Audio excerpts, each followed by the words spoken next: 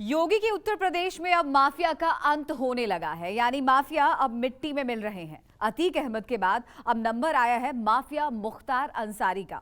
Court ने सजा सुनाते हुए मुख्तार को ना सिर्फ 10 साल की सजा सुनाई है, बल्कि गैंगस्टर एक्ट भी लगा दिया है।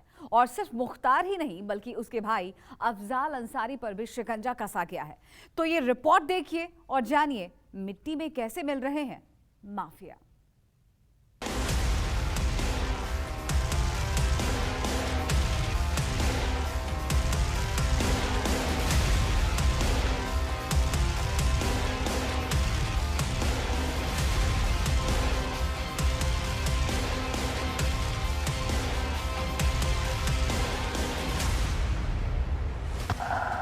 अतीक अहमद मिट्टी में मिला, अंसारी ब्रदर्स को सजा।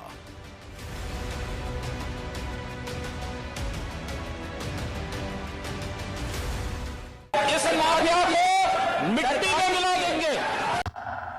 यूपी में माफिया साफ, एक एक का हो रहा हिसाब।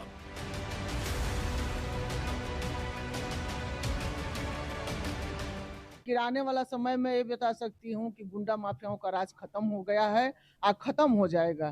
कि तो जेल में रहेंगे, नहीं तो ऊपर चले जाएंगे, तो है।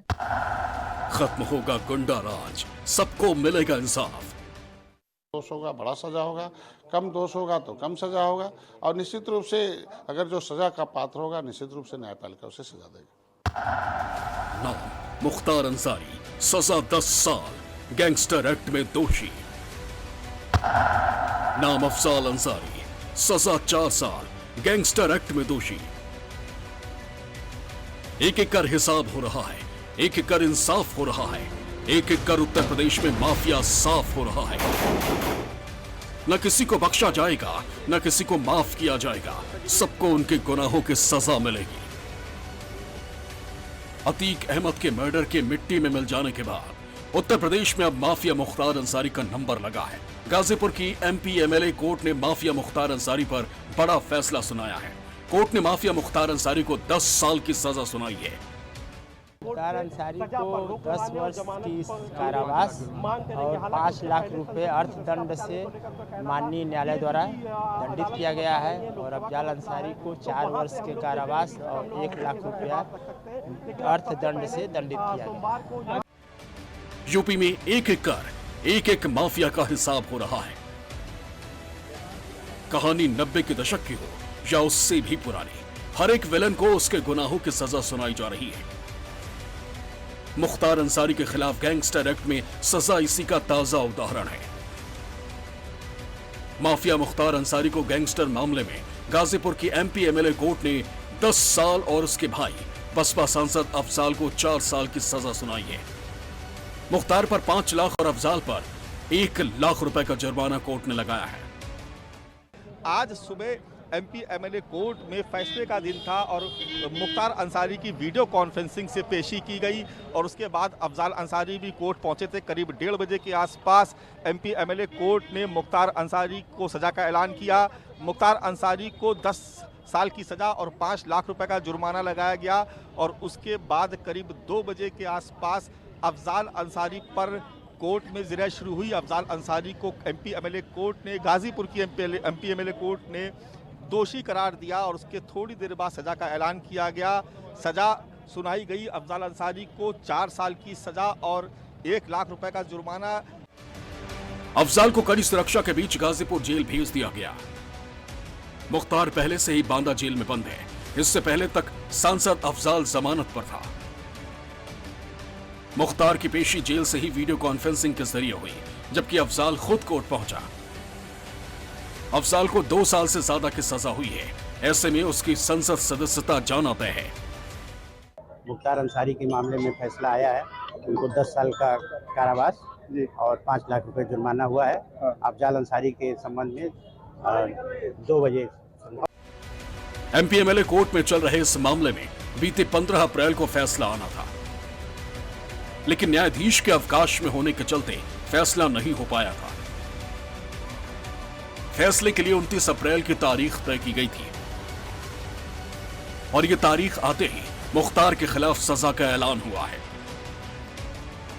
मुख्तार अंसारी को 22 सितंबर 2022 से 29 अप्रैल 2023 तक कुल 4 मामलों में सजा मिल चुकी है। 22 सितंबर 2022 को मुख्तार को इलाहाबाद हाई कोर्ट के लखनऊ बेंच ने 7 साल और अगले ही दिन जस्टिस दिनेश कुमार सिंह ने गैंगस्टर मामले में 5 साल की सजा सुनाई थी। इसके 85 दिन बाद यानी 15 दिसंबर 2022 को मुख्तार को कांग्रेस नेता अजय राय के बड़े भाई अवधेश राय मर्डर और एडिशनल एसपी पर हमले समेत कुल 5 मामलों में 10 साल की सजा हुई है। आज गैंगस्टर मामले में मुख्तार को 10 साल की सजा हुई है। अब इसके बाद अफजाल अंसारी को गाजीपुर की जेल भेज दिया गया है। अब सबसे बड़ा सवाल ये खड़ा होता है कि अफजाल अंसारी की जो लोकसभा की सदस्यता है उस पर भी खतरा मंडरा रहा है। आज का फैसला ऐतिहासिक फैसला है। ये माना जा रहा है कि इस सजा के बाद मुख्तार अंसारी और अफजाल अंसारी का न केवल गाजीपुर, मऊ, आजमगढ़ बल्कि पूर्वांचल में जो राजनीतिक रसूख है या जो राजनीतिक प्रभाव था वो भी अब समाप्ति की ओर है। गाजीपुर की मोहम्मदाबाद विधानसभा सीट पर 1985 से 2002 तक अंसारी बंधुओं का दबदबा रहा। साल 2002 में भाजपा नेता कृष्णानंद राय ने अंसारी फैमिली का विजय रथ रोकते हुए चुनाव जीता और विधायक बन गए। उन्होंने अफजाल अंसारी को 8000 वोटों से मात दी। यहीं से अंसारी और कृष्णानंद राय के बीच अदावत शुरू हो गई। जी देखिए, न्यायालय का मामला है। कोर्ट न्यायालय में जो न्यायालय की फैसला आएगी उसमें मुझे न्यायालय के फैसले पर विश्वास है। मैं विश्वास करती हूँ। आने वाला समय में कैसा क्या होगा वो तो मैं ये नहीं बता सकती हूँ, बाकी आने वाला समय में ये बता सकती हूँ कि गुंडा माफियाओं का राज खत्म हो गया है और खत्म हो जाएगा। कि तो जेल में रहेंगे नहीं तो ऊपर चले जाएंगे, तो है। चुनाव जीतने के बाद 3 साल बाद 29 नवंबर 2005 को बीजेपी विधायक राय एक क्रिकेट टूर्नामेंट का उद्घाटन करने जा रहे थे। टूर्नामेंट पास के गांव में था, इसलिए वो बुलेट प्रूफ गाड़ी की जगह सामान्य वाहन से चले गए। यहां से जब वो लौटने लगे तब भावरकोल की वसनिया पुलिया के पास एसयूवी गाड़ी उनकी गाड़ी के सामने आकर खड़ी हो गई। विधायक और उनके साथी कुछ भी समझ पाते इससे पहले ही एसयूवी से 8 लोग उतरे और ताबड़तोड़ फायरिंग शुरू कर दी। AK-47 से तकरीबन 500 राउंड फायरिंग की गई। विधायक और उनके साथी गाड़ी पर सवार 6 लोग और गाड़ी भी छलनी हो गई। विधायक कृष्णानंद राय समेत 7 शवों का जब पोस्टमार्टम हुआ तो सभी के शरीर से कुल 67 बुलेट मिले। मृतकों में विधायक के अलावा मोहम्मदाबाद के पूर्व ब्लॉक प्रमुख श्याम शंकर राय, भावरकोल ब्लॉक के मंडल अध्यक्ष रमेश राय, अखिलेश राय, शेषनाथ पटेल, मुन्ना यादव और उनके अंगरक्षक निर्भय नारायण उपाध्याय थे। प्रदेश मुखिया महाराज जी को भी तहे दिल से धन्यवाद देता हूं कि उन्होंने अपने जीरो टॉलरेंस की नीति पर आज उत्तर प्रदेश को भयमुक्त बनाया है। पिछले सरकारों में ये गुंडे माफिया आतताई के रूप में काम करते थे और इनका केवल पैसा था लोगों से धन उगाही करना। आज यही गुंडे माफियों का सफाया हो रहा है। इस हत्याकांड के बाद पूरा पूर्वांचल दहल उठा। विधायक के समर्थक तोड़फोड़ पर उतर आए, जमकर आगजनी की गई। विधायक की पत्नी अलका राय ने मुख्तार, अफजाल अंसारी के अलावा मुन्ना बजरंगी समेत अन्य कई के खिलाफ केस दर्ज करवाई थी। इस हत्याकांड के एकमात्र चश्मदीद गवाह शशिकांत राय थे। उनके कुछ ही दिन बाद संदिग्ध हालात में मौत हो गई। मामले में जांच चली लेकिन सबूत नहीं मिले। इसके बाद कृष्णानंद हत्याकांड के सभी आरोपियों को बाइज्जत बरी कर दिया गया। आज तो ये तो तय हो गया कि ये एक गुंडे हैं और वो भी टुच्चे गुंडे हैं। ये चीज़ आज फैसला हुआ, लेकिन संतुष्टि तो अभी आगे आने वाले समय में मिलेगी।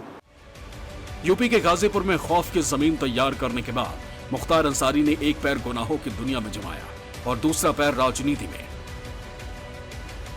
मुख्तार सिर्फ गैंगस्टर नहीं बल्कि समाज और सियासत दोनों के सामने एक सवाल की तरह है। अब ये लोगों को तय करना है कि उन्हें अपराध मुक्त समाज चाहिए या गैंगस्टर मुख्तार जैसे लोग। और सियासत को भी ऐसी लक्ष्मण रेखा तय करनी होगी जिसे कोई अपराधी पार करके राजनीति की चौखट तक ना पहुंच सके। गैंगस्टर और गुनाहों का लंबा और खौफनाक इतिहास लिखा है, लेकिन जब कानून का राज स्थापित करना हो तो गुनाहगार का पद और उसका कद नहीं देखा जाता। अब लोग उम्मीद करते हैं कि यूपी समेत देश भर से तमाम गैंगस्टर का खौफ खत्म हो, क्योंकि अपराधी बेखौफ रहेंगे तो समाज बेखौफ होकर सांस नहीं ले सकता। समाज को अपराध से आजादी दिलानी है तो सत्ता और सिस्टम को बेखौफ होकर वही करना चाहिए जो राजधर्म है। Bureau report, news 24।